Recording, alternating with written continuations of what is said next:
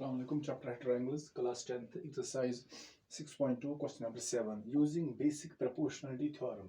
तो यहाँ पर यूज करनी है इस क्वेश्चन में बेसिक प्रोपोर्शनलिटी थ्योरम, जो थ्योरम 6.1 है अकॉर्डिंग टू टेक्स्ट बुक.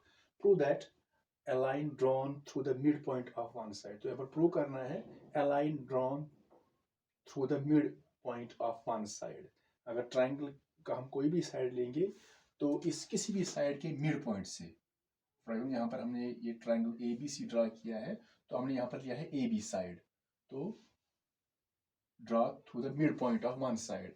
तो तीनों में से हमें किसी भी साइड को लेना है. हमने यहाँ पर ए बी लिया है, तो डी यहाँ पर मिड पॉइंट है of a triangle parallel to other side. तो ये मिड पॉइंट है, इसमें एक लाइन ड्रा की गई है जो कि इस साइड को पैरेलल है सेकंड साइड. तो यहाँ पर प्रूव करना है it bisects the third side. तो जो लाइन है ये इस तीसरे साइड को बाइसेक्ट कर रही है.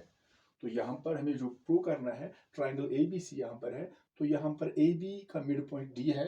तो इस मिड पॉइंट में से हमें एक लाइन ड्रा करनी है जो कि दूसरी साइड को पैरेलल है, और वो जो लाइन है हमें प्रूव करना है यहाँ पर इस तीसरे साइड में ए सी को बाइसेक्ट कर रही है. दैट मीन्स यहाँ पर अटैच कर रही है ई पर, तो हमें यहाँ पर प्रूव करना है this line L bisects A C. That means we have to prove that this A E is equal to E C. A is equal to EC. तो यहाँ पर हम गिवन देंगे पहले, given a triangle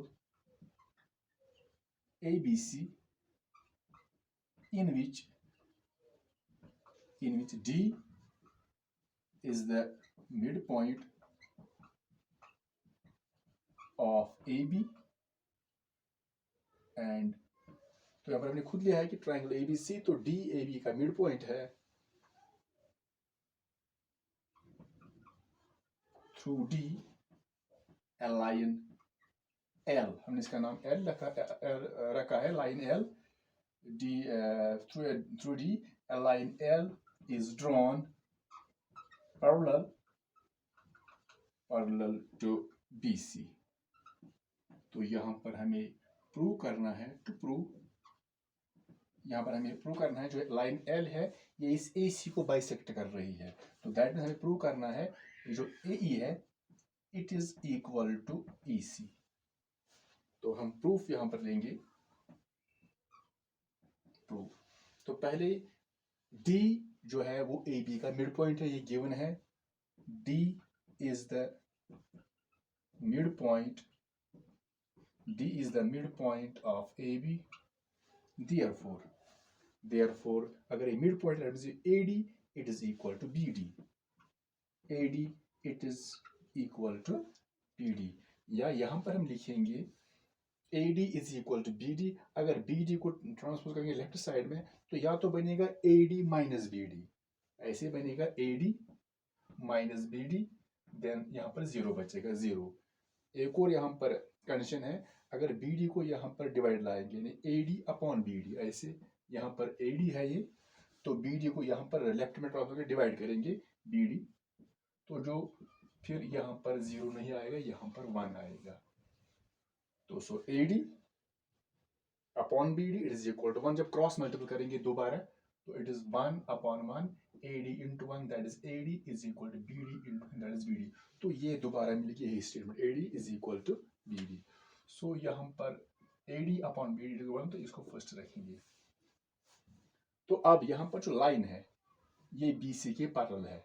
in triangle ABC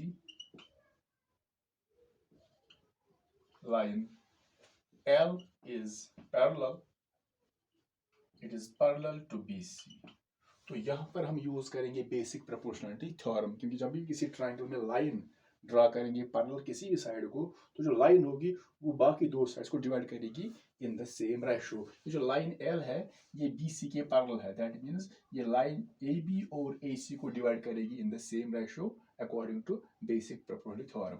so AD upon BD it is equal to AE upon EC. AE upon EC. तो यहाँ पर रखेंगे ये है basic, this is basic proportionality theorem, क्योंकि ये लाइन जो है ये पैरेलल है BC के, तो ये इन दो साइड्स को डिवाइड करेगी in the same ratio, that is AD upon BD और DB is equal to AE upon EC और CE. Now AD upon BD, यहाँ पर है AD upon BD is equal to 1। तो यहाँ पर जो ये रेशो है AD अपॉन BD, इसका जो वैल्यू है वो है 1, तो 1 लिखेंगे is equal to AE upon EC। तो यहाँ पर लिखेंगे यूजिंग फर्स्ट, दैट मीन्स जो यहाँ पर हमने जो वैल्यू 1 लाया है, AD अपॉन BD के बदले 1 लिखा है, ये फर्स्ट में यहाँ पर दिखाया गया है कि AD upon BD is equal to 1। तो जब क्रॉस मल्टीपल करेंगे तो इट इज 1 अपॉन 1, ऐसे 1 अपॉन 1 आएगा।